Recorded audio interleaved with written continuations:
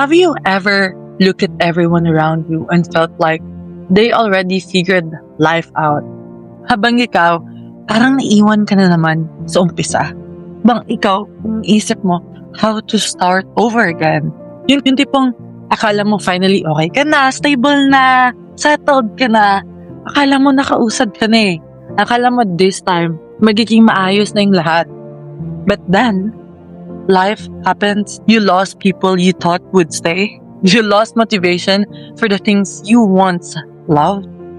You lost direction. Worst of all, somewhere along the process, you slowly lost yourself too. And now, you are here again, trying to rebuild a life that was starting to feel okay. Ang sakit no, nakakapagod magsimula ulit, lalo na kapag ilang beses mo nang ginawa. Nakakapagod maging hopeful when life keeps teaching you how temporary things can be. And sometimes, the scariest part of starting over is not being alone. It's not knowing who you are anymore after everything that happened. So, isipin mo, paano nga ba magsisimula ulit?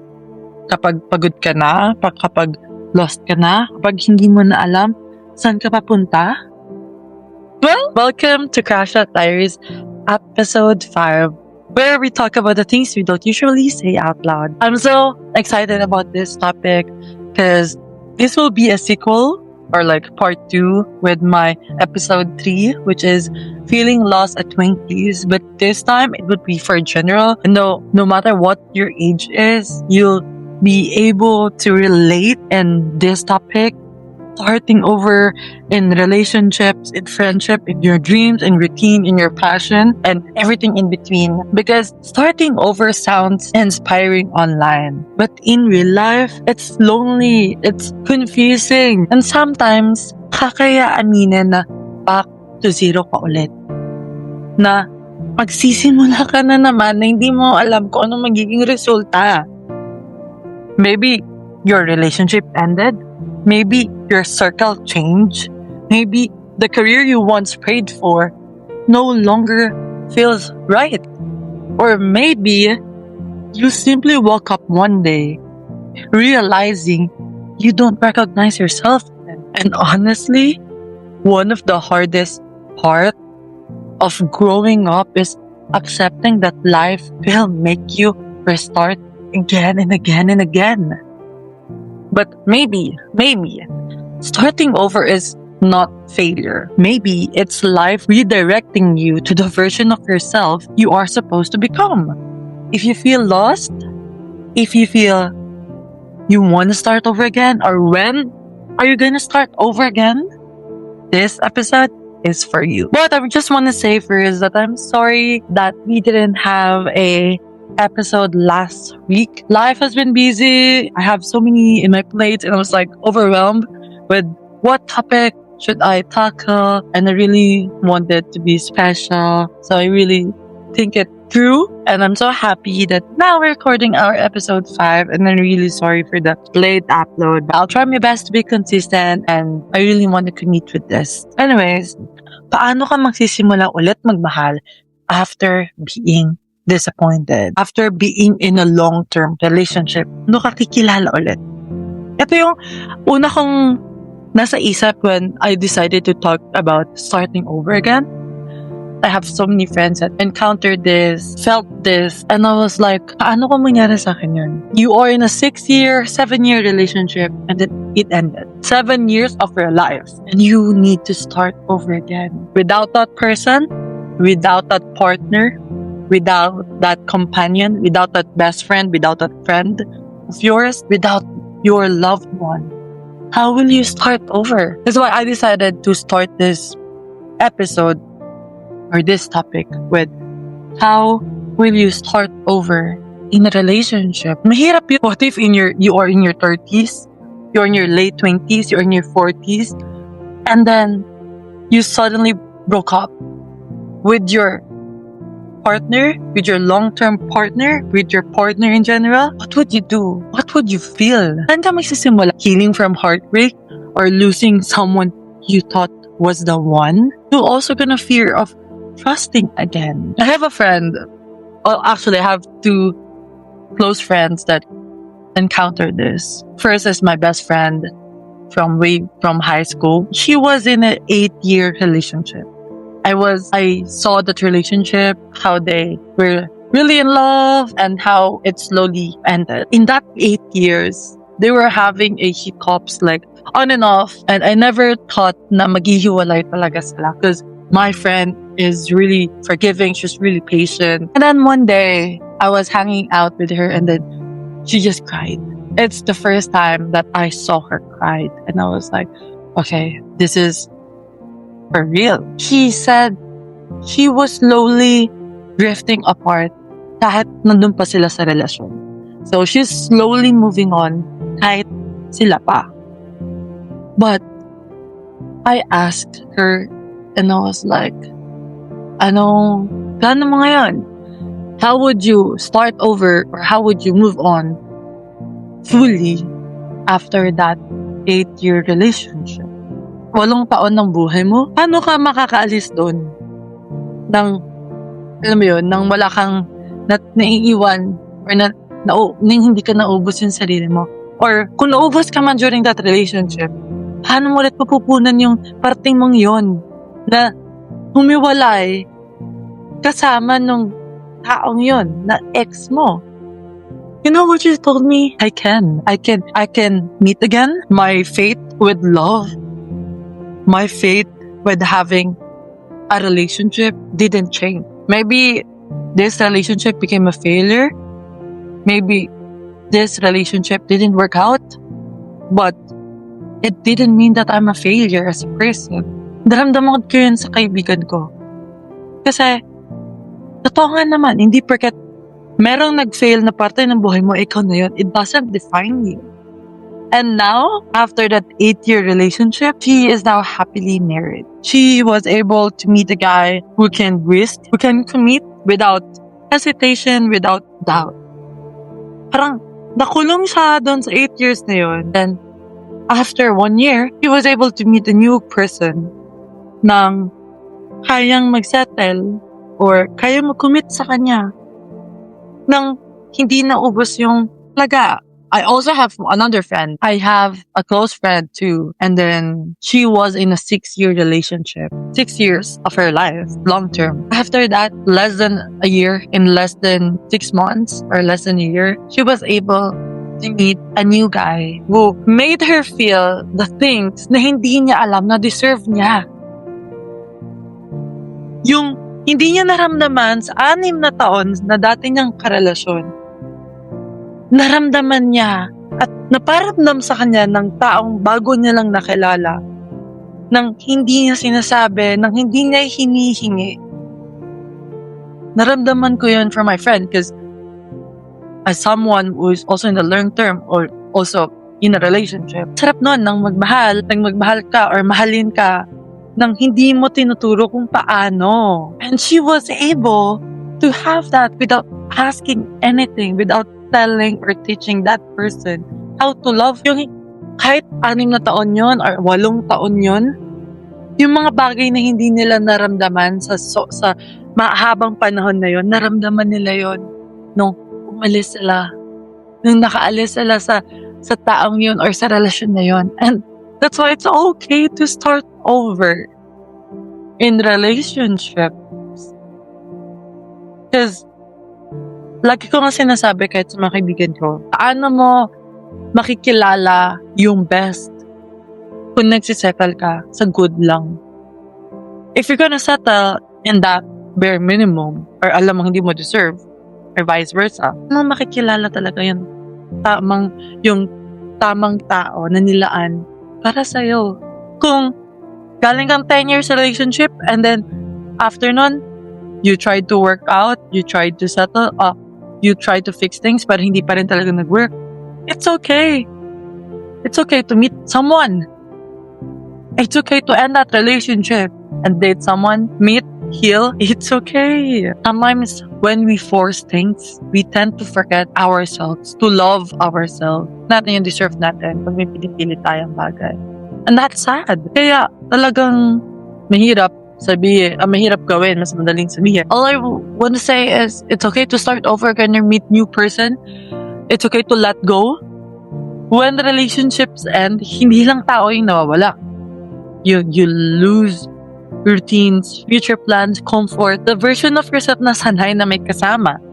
Starting over after the heartbreak feels terrifying because now you have to relearn life without them. Kaya naman tayo natatakot din minsan na mag-start over when it comes to relationship. Kaya nahihirapan tayong kumawala. Kasi matatakot ka, paano kumain nang hindi siya paano ka gigising nang hindi siya katabi? Paano ka pupunta sa grocery nang hindi siya yung magbibit? It's hard. It is scary. But how will you love yourself if you won't let go? One thing that I realized, not all relationships are meant to last forever. Some people arrive to teach you lessons you wouldn't learn otherwise. And maybe healing is not about forgetting them. Maybe healing is finally choosing yourself this time. When it comes to other kind of relationship, have you ever felt alone kahit marami kang kaibigan? Friendships fading naturally, feeling disconnected from old circles, going in different directions, and also learning not to force connection and protecting your peace. I will say, pinakamasakit siguro na breakup friendship is yung nag-fade na lang. And yung fade na lang, or also yung parang fina-force mo na lang yung connection. That's why you decided to, just lie low. Kasi I can say so many things about friendship, but I think talking about friendship is also like, hindi man delikado, but it's really sensitive for me because I really don't know how to, open or start to talk about friendships. Before, I have so many circles. I have so many acquaintances. I know a lot of people. Ako sa point na, sino lang ba talaga yung totoo kong kaibigan? Sino lang ba talaga yung maasahan ko? Sino lang ba talaga yung makakausap ko? At hindi ko iisipin na nakakaabala ko or hindi mapaparamdam sa akin na abala ko. Bilang lang siya sa kamay. To be honest, in elementary, isa na lang yung nakakausap ko from elementary. From high school, iilan na lang. Bilang na lang sa kamay. But I'm so grateful for them. Yung mga close ko pa rin hanggang ngayong high school. Actually, video call ko lang din sa kanila kagabi. And then, if my friend Patricia, she's my friend since high school. Every time she has a layover here in Australia, she always dedicate time for me kahit ilang oras na nga lang siya dito. And I really appreciate that. Kasi kahit may mga tao kasi talaga kahit hindi mo masyadong nakakausap, talagang paglalaanan ka ng oras kahit hindi mo hinihingi, kahit hindi ka nag-a-ask, they will if they can. In senior high, I think I have a lot of friends too from senior high, but bilang na rin talaga yung na-maintain ko. Yung isa kong friend from senior high, nandito na siya. He became like my really close friend. And then, isa naming friend, si Em is like, kahit hindi, alam ko sila yung mga tao na kahit alam ko hindi ko naman lagi nakakausap, hindi kami madrama, hindi kami ma-long message na or whatever, but we will still be able to connect. Yung hindi pa rin talaga nawala yung connection nyo. But, may mga friendship din kasi na kahit anong connect mo, hindi naman na talaga siya magtutugma. Maybe because you grew up, maybe because na-outgrown nyo na yung isa't isa, or talagang season lang. Yun din pala isa sa masakit. Seasonal lang pala yung friendship. Yung akala mo, hanggang dulo, like best friends forever, whatever. Pero, hindi pala. Season lang pala yun. Kasi baka that time nag-aaral pa kayo, that time pandemic, that time magkakasama kayo, lagi yung nakikita, wala kayong choice. Pero, if nagkaroon na kayo ng choice, wala na. Hindi na talaga na-maintain.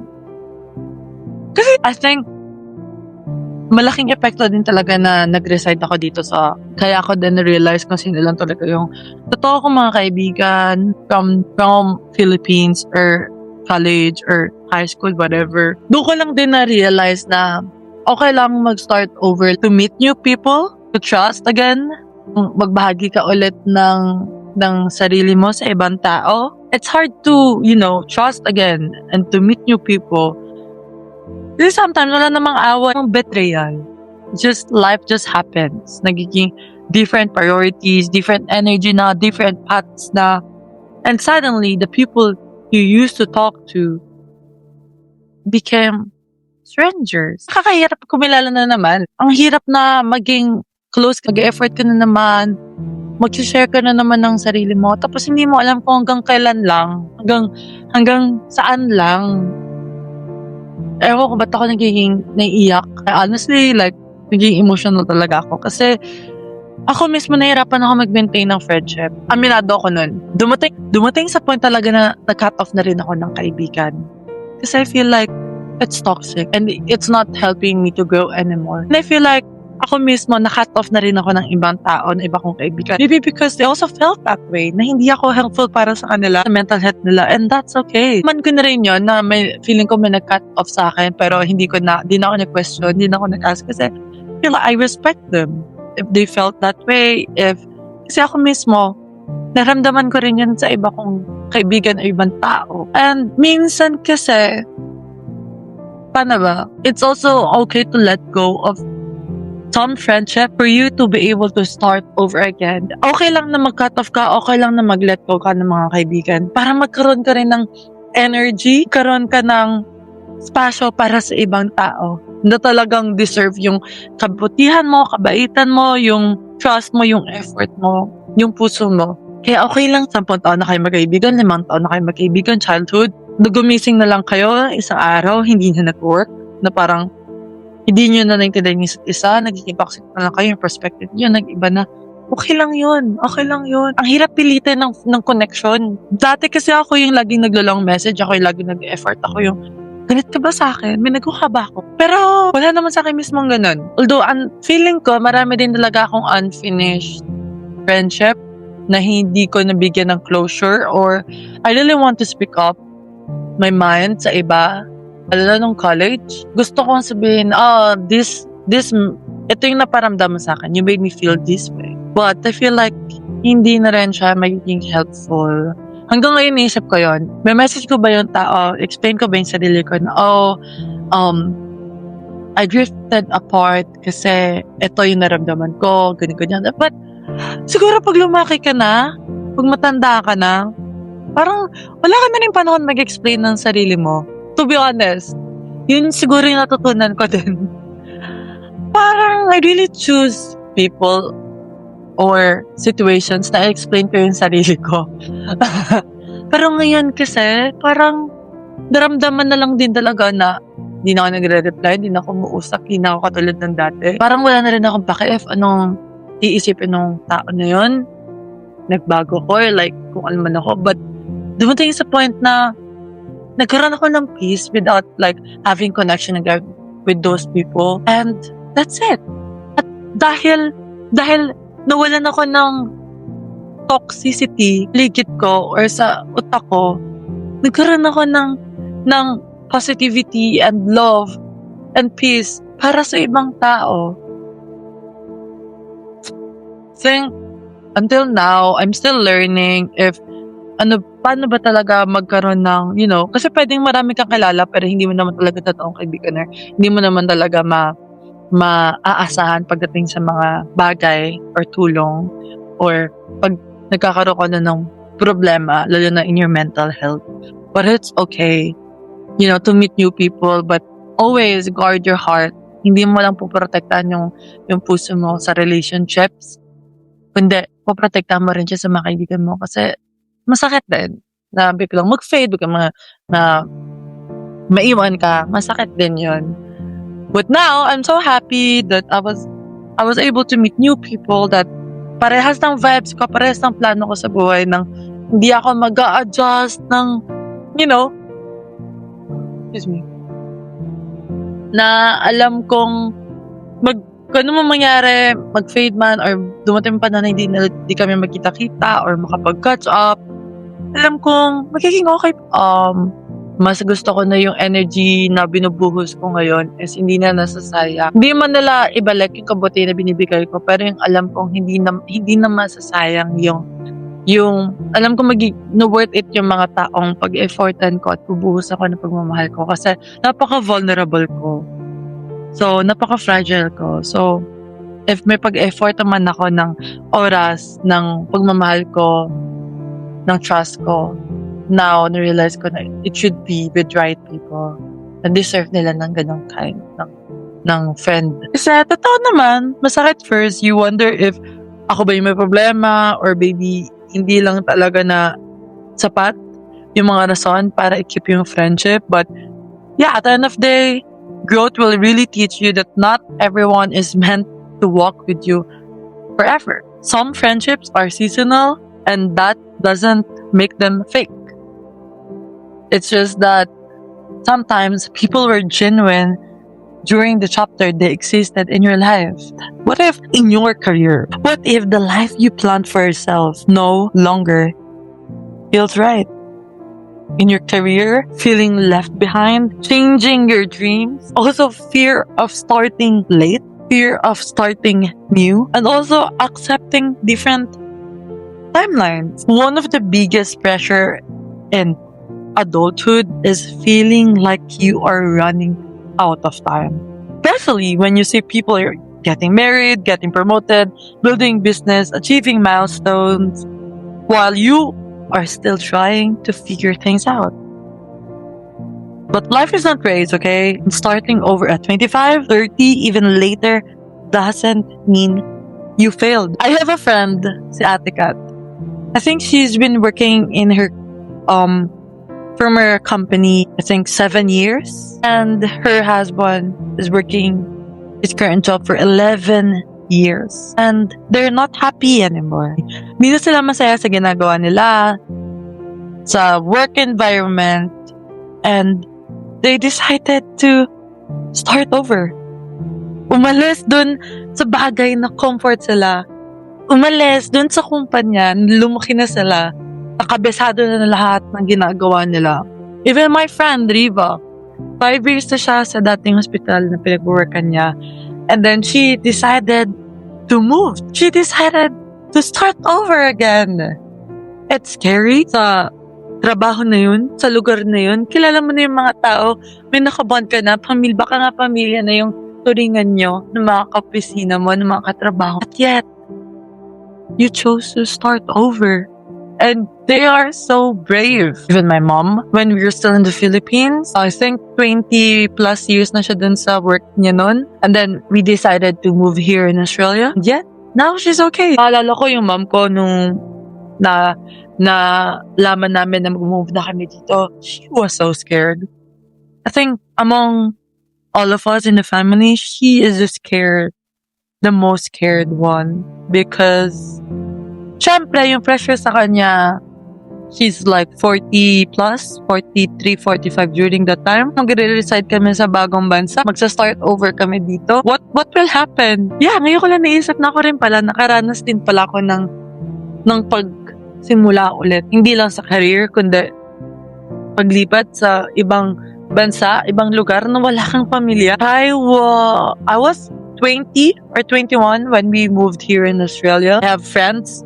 I have partner in the Philippines. I have a lot of friends. I think I was okay. Feeling ko talaga stable. Okay naman ako sa Pilipinas. Kaya nung nalaman ko na move kami dito, I was happy. Pero hindi ko nga alam na first world country ang Australia, to be honest. Isip ko talaga, no, okay, pumunta kami ng Australia. Para kasama namin si Papa kasi my dad is working abroad here in Australia. Kaya buo na kaming pamilya. Titira ako sa ibang bansa. Wala talaga akong idea kung ano yung panibagong yugto ng buhay ko. I didn't know what I signed up for. Meron dito, anong klaseng bansa to, anong kultura, anong pagkain. I didn't know anything. And it was so hard. And that was so scary. Kasi magsisimula ka sa panibagong, hindi lang ng buhay mo kasi panibagong bansa na wala ka man lang alam kung anong mangyayari. Nag-go with the flow na lang ako. I just trust my parents. Kasi saan ako pupunta, anong gagawin ko if di naman ako magpapaiwan sa Pilipinas. And naramdaman ko na lang talagang, nung matanda, naramdaman ko na lang yung bigat na pag-move namin dito is yung nag-work na ako dito.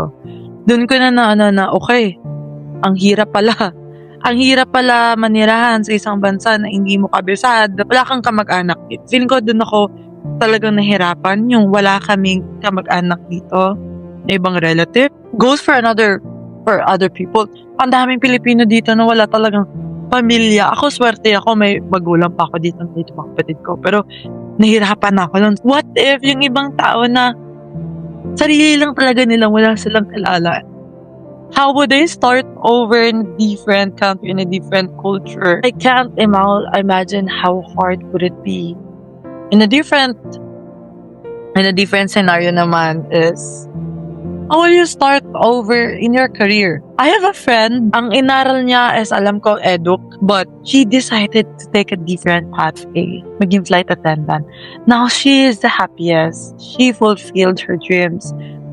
Parang realize niya na hindi pa rin huli yung lahat kahit iba yung tinake niya na course, na program in college.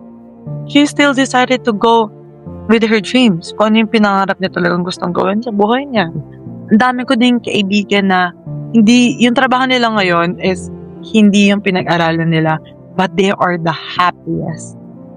They decided to take a different path. Kasi yun yung magpapasaya sa kanila. Doon pala sila masaya. Yun yung passion nila. Ako, feeling, can I just say, starting this podcast with the age of 26 years old is brave for me. I don't know with other people, but starting to make content, videos, digital content, and podcast in your late 20s is, I think, a big win for me and a big step for me. And hindi siya madali. Kasi yung isang taon na pag naisipan kong gawin, gusto ko gawin kaagad. Kasi pag hindi ko agad yung nagawa, mawawalan ako ng gana or wala na yung drive ko. Pero, nakakatakot din na minsan, so sobrang impulsive ko na gusto ko gawin yung bagay na yun. Hindi ko pala kayang panindigan, hindi ko pala kayang mag-commit at mahirap. Pero, if tinuloy ko pala siya, worth it pala. Mahirap pala talaga sa umpisa na may gawin ka biglang new business venture, new passion, new project, new work, new career, new path. Mahirap siya sa umpisa. Hindi mo alam kung paano, hindi mo kontrolado. Pero, okay din pala. Okay lang pala mag-umpisa ulit. Ang isa kong friend, she was in a 10 years, almost 10 years relationship. But, they got married, they broke up, and now, she's the happiest. He is the happiest. She is now exploring things she doesn't know na nag-i-exist pala, na masaya pala. She was able to go to different countries na dati may pumipigil sa kanya. Ngayon, kaya pala, pwede pala. Okay lang palang magsimula ulit without that person, without that friends, without that career. Okay lang pala. May mawawala, oo. Pero yung sarili mo, mas mabubuo ka. And that's when I realized na pag may mga nawawala pala or nililet go ka pala na tao, na bagay, dun pa pala mas nabubuo yung sarili mo. Mas dun ka nakukumpleto. At okay lang yun. If there's opportunity to go with your dreams na matagal mo nang gustong tahakin, go. Kahit anong edad mo pa, okay lang. Okay lang yun. My mom moved out sa Pilipinas at the age of 45 or 44. And now, she's okay. May kilala kami, 50 years old, dun pa lang nagkaroon ng pamilya, ng asawa. And it's okay. Yung isa katehan, nagkaroon siya ng business venture at the age of 38 years old. And it's okay. It's okay to explore. It's okay to take a risk. Sabi nga ng partner ko, take a risk or lose a chance. You will never know what would happen if you won't try. There's only one way to find out, which is to try. Kung wala ka naman tatapakan tao, kung alam mong papasaya ka nun, it's okay. Mas magandang subukan at nag-fail dahil sinubukan mo, kesa tinatanong mo yung sarili mo, ano kaya mangyayari if gawin ko? Mas maganda sa pakiramdam na sinubukan mo kesa nagtatanong ka habang buhay araw-araw kung ano kaya magiging resulta if ginawa mo.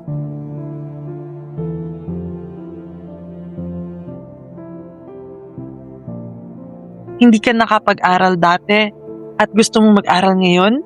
Go! If gusto mong mag-start ng business, go! If hindi ka masaya sa corporate job mo ngayon at na-realize mo, pang freelance ka pala, gusto mong mag-content, go!